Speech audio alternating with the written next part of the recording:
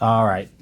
I am going to, let's see here, look at this and just kind of tell you what I would do um, for bulkheads. First off, one thing I would say is I'm just going to look at some of these. All of these that have these kind of waterways, or almost like rivers or streams between two like bodies of water, lakes, I would not do it this way. I would do separate lake meshes for the two larger bodies of water. And then instead of this, I would actually dig this out with my terrain or using Ram River Auto material and have that be separate. And then use Ram to create a stream or a body of water or something between them. Just because the bigger the lakes are, the harder they are to just form and to do different things you want to. And as you can see, it doesn't always look great because then you got your base here. I mean, it's not too bad, but look. So I went ahead and grabbed that and I pressed GZ and I brought it up a little bit higher. But you can see because here's the thing. Streams and rivers are going from a high point down to a low point, or high point down to a low point. Lakes, bodies of water, are all going to be the same elevation. So that's why it's really hard to get a water plane to look right within a part of a stream or a river when it's going from a higher elevation to a lower elevation. So that's what River Auto Material Ram does great at that. You can change the elevations and it can kind of flow downward. So looking at this one, it looks like this is higher and this is lower. So I would have done a water base here, or a lake water mesh here, and then I would have used Ram to create something that flows down into that one. That'll always be probably better looking and easier for that. So I'm just gonna go ahead and tell you that. And there's a couple spots I'm there just like, here's one that's like that. Oh, I guess it is two separate ones. But even still with two separate ones, I would have cut this off at the lake portion and done the river separately. Kind of the same thing here. You kind of have two spots here. Even like this one right here, I would even have done the same thing.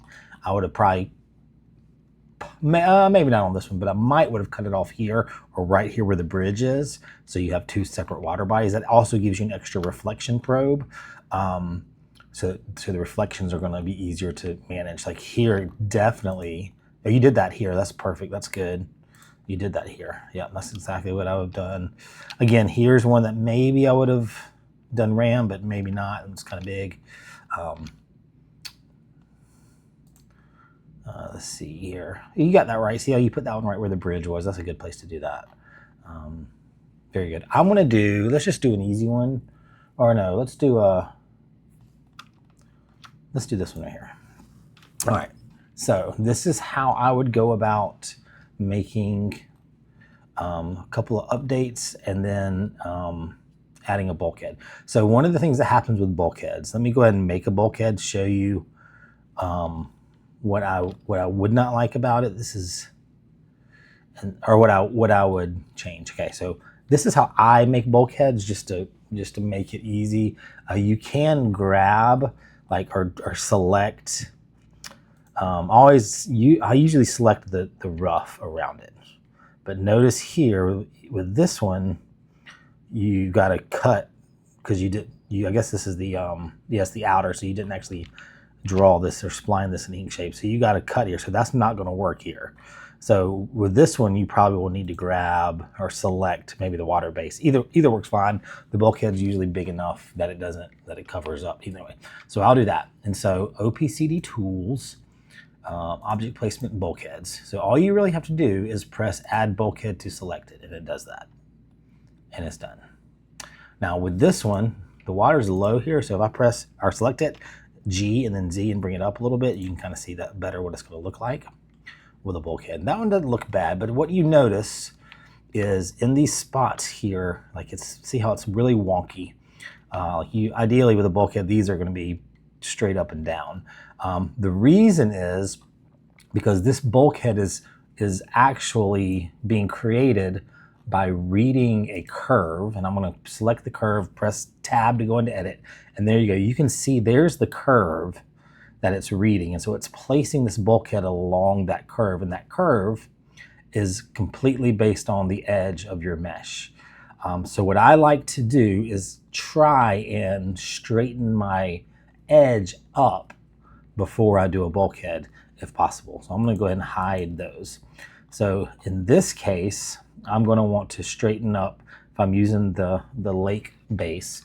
All right, I need to select a few things. First off, I need to make sure proportional editing is on, this little button right here, because that will move more than just what I've selected. It'll keep everything connected together. So I need to not select my water plane. So I can either hide that so I don't select it, or I can leave it and just make sure I don't click on it. But I'm going to definitely want my my water base, definitely want the blend, definitely want the rough. And even just to be safe, you might want to grab or select these also, anything kind of close. Not, those might be far enough away. But then what you have to do is you have to go all the way around and make sure it's like right here. I'm going to need this. Anything that's touching that might get affected by moving, I'll go ahead and grab these, select those as well. And you really got to go around and make sure you have everything that might get affected, or you're going to break your mesh.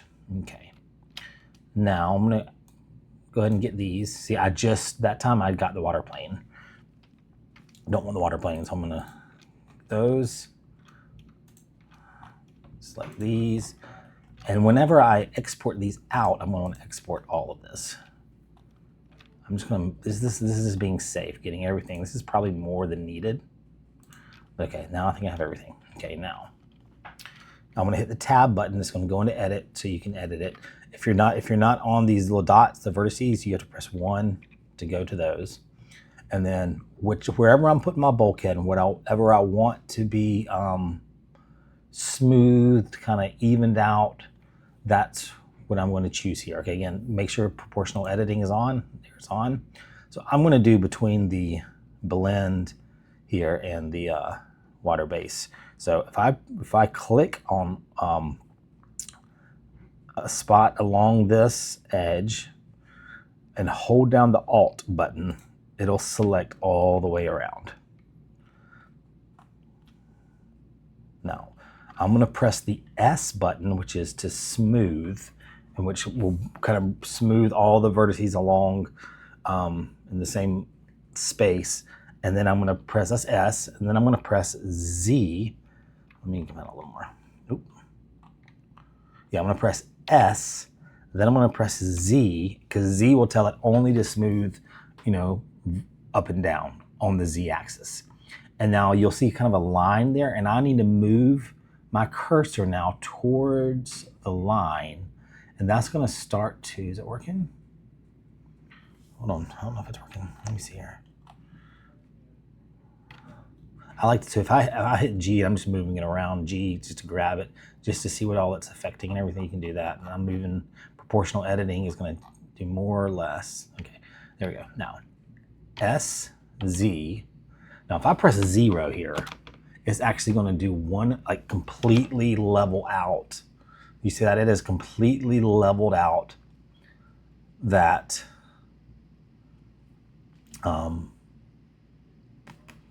that line of vertices, that edge. It doesn't always look right because here it's going to be like almost lower than what's ahead of it. This might could work out because your bulkhead is actually going to be covering up a lot of that water base there. But you don't have, oops, sorry. But you don't have to press 0. 0 does a complete evening out of it. So I'm gonna go back. So I could do SZ, maybe I'll do 0.25. See, that's a little bit less. But you also can move your, a lot of times, it's not working right now, you can move your mouse around to get the amount. But I'm gonna do SZ 0.25. So instead of going all the way down to 0, 0.25. Now you can see it is a lot smoother. It's not completely smooth, but is a whole lot smoother than it was. And sometimes it's just playing around with it to see what works, but I think that's gonna work. Now, if I do the same thing I did before, hit tab button to go out, you might wanna go ahead and export all of these that you've done. Because they're already selected. Oops. But ultimately now what you want to do is now you're just going to touch or select your water base, and then you're going to add your bulkhead, and now you can see it's a lot smoother. You see that? And if you would have pressed 0, it would have been like completely on the line. But this makes the lakes a little more believable in the sense that, you know, the edges are all about the same level, which really is the way most lakes look. And it gives a nice edge all the way around. So let me do another one real quick and kind of show you if I were to do it real quick. Let's do this one right here, I guess. Either way. So all I would do, I would see this one. I would want to grab my water base. I want to grab the blend here. I don't want to grab any rough or any really meshes that are around it. Tab into edit mode. I'm going to grab or select, this edge of the mesh here by pressing Alt and selecting that line. I always now press G and just move it around just to make sure I have it all, you know, just kind of the look. And then escape will take you out of that. Now watch what happens. You can see how one side's a lot lower here than the other. Now if I were to press SZ, now if I start to bring this in, there you go. If I start bringing in the cursor, it starts to smooth it out. Smoothing it out, I'm at 0.1387 now. You can look up top left to see that. I'm further smooth than that last one. But it's probably gonna look pretty good. Then tab out. Again, this is where you probably are gonna wanna export what you have selected so you don't have to reselect everything. Or if you do all this ahead of time and then just export everything out, works too. Click on your water base, add bulkhead. You can see right now it's kind of hidden, which means it's not flipped the right way. So then select your bulkhead and then click flip, and there you go, just like that. Looks pretty good. What you can do at this point, if you really want to, is you can just select your water base again, hit tab to go into edit mode. See, if you press this little double square here, the X-ray mode, you can see everything. So you can see what's kind of hidden. But if these let's see here. If your water base was still kind of sticking out somehow, you could actually just press G and Z and just bring the whole water base down, because you're not going to really care to see that. This is going to cover up, the bulkhead is going to cover everything up. That's just something you can do if you want to. So let me go back to this one over here and see if see right here. So here's a great example. Right here, your water base is going to stick out. So if I were to select the water base, turn it to X-ray mode so I can see it's already selected, which is great. G and then Z, I'm bringing that whole water base down. So there's a hole there, but your bulkhead is going to cover that up.